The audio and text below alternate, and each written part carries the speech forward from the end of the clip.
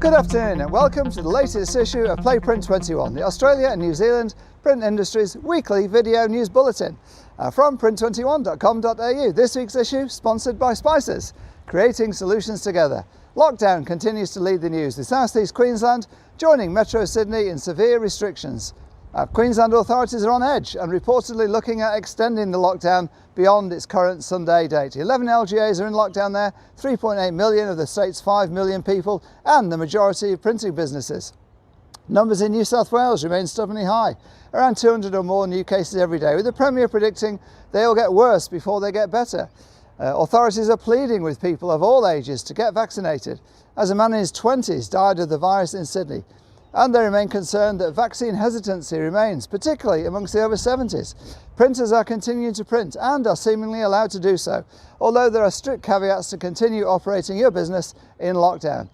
In addition, the New South Wales Police have just been given extra powers to enable them to close down any business they see as not complying. Police Commissioner Mick Fuller said the focus will be on businesses that are doing the wrong thing.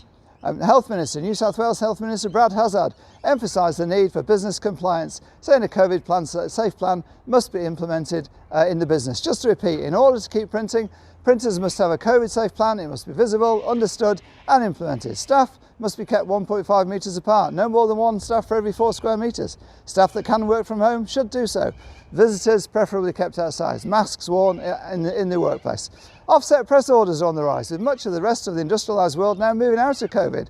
Orders at press manufacturing giant Koenig & Bauer have surged by 30%, with sheet-fed and special presses leading the field, and the company expressing its confidence in the global post-COVID recovery.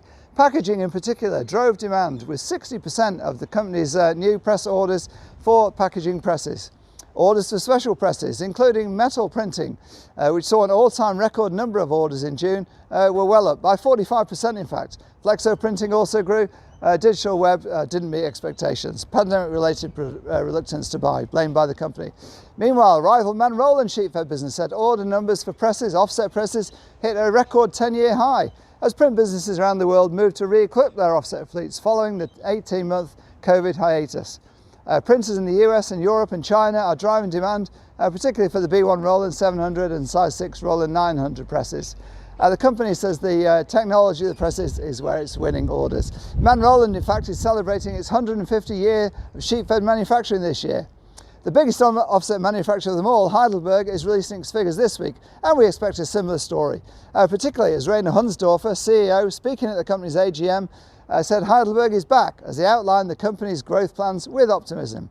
Closer to home, controversial Melbourne print business Maverick Print Group, which caused a uproar, a stir certainly in the Melbourne print community 2 years ago, and then changed its name to MVP Print, is in voluntary administration.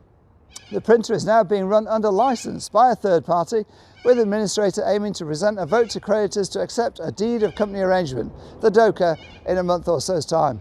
The DOCA would enable a third party to take over the business, paying creditors an agreed number of cents in the dollar by an agreed time.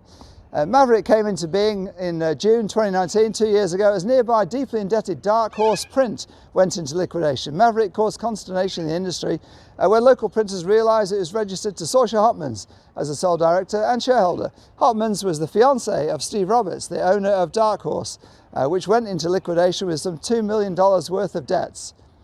The DOCA, in fact, is a controversial, though completely legal mechanism. It enables a business to continue trading by allowing it to shed debt, subject to creditor approval. Critics say it enables unsustainable businesses to charge lower prices and distort the market, as their costs have been slashed, and means that while rivals are still paying 100% of their bills to suppliers and to the ATO, the DOCA company is only paying a fraction of that. Well, that's it for this week's issue of Print21.